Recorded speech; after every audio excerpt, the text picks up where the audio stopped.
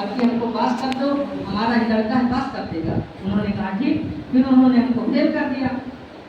उसके बाद फिर हम मास्टर साहब के पास पहुंचे। हमने कहा सर आपने तो कहा था हम पास कर देंगे, फेल क्यों कर दिया?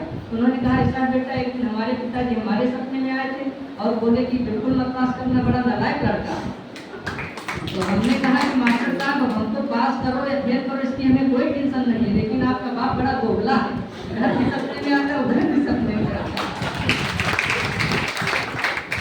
ये सब विडम्बनाएं चलती रहती है। हमारे यहाँ एक नेताजी की तबीयत खराब हो गई, यमराज जी उनके प्राण लेने के लिए पहुंचे। यमराज को देखकर बोले आप कौन थे? उन्होंने कहा मैं यमराज हूँ, आपके प्राण लेने के लिए आया।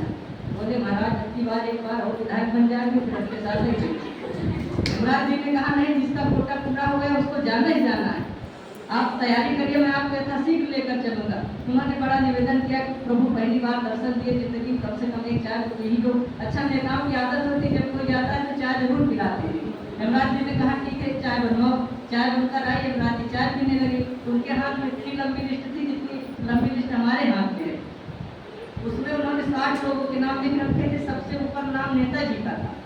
अब वो बड़े होशियार नेताजी, लिस्ट देखे सबसे ऊपर उनका नाम, ऊपर से अपना नाम काट के सबसे नीचे लिख दिया। यमराज जी चाय पीने के बाद बोले नेताजी मैं आपकी खातिरदारी से इतना प्रसन्न हूँ कि अब मैं ऊपर से नहीं नीचे से रुका दिया।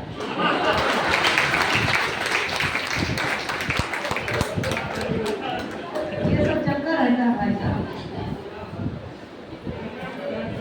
सब पढ़ेंगे। अभी हम रास्ते में आ रहे थे, 3 लोग गप मार रहे थे। वीडियो साहब ऑडियो साहब में हम सब लोगों को पता है कि जो स्वच्छता अभियान का चल रहा है ना मामला, उसमें तालाब खुदवाया जाता है, उसमें जो है खूब बढ़िया बाउंड्री लाइन और बढ़िया लगाई होती है तालाबों में। तो वही तालाब के पास 3 लोग बैठे थे, गप मार रहे थे।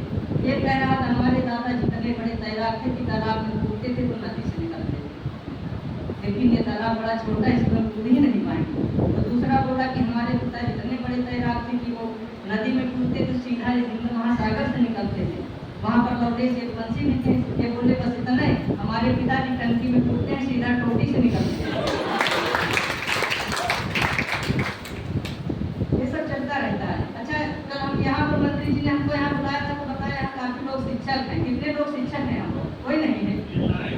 अच्छा शिक्षक है हमारे यहाँ भाई साहब। एक शिक्षक की शादी हुई तो शादी के पहले दिन जब कमरे में गया तो पत्नी से पूछने लगा ये बताओ आपका नाम क्या है, आप पढ़ी लिखी कितना हो, आपके परसेंटेज कितने हैं, आपको खाने में क्या अच्छा लगता है, शुरू से लेकर आपने कितनी फिल्में देखी हैं, आगे पढ़ लिख कर आप क्या बनना चाहते हैं। इतने सारे प्रश्न पूछा, पत्नी टेंशन में आ गई।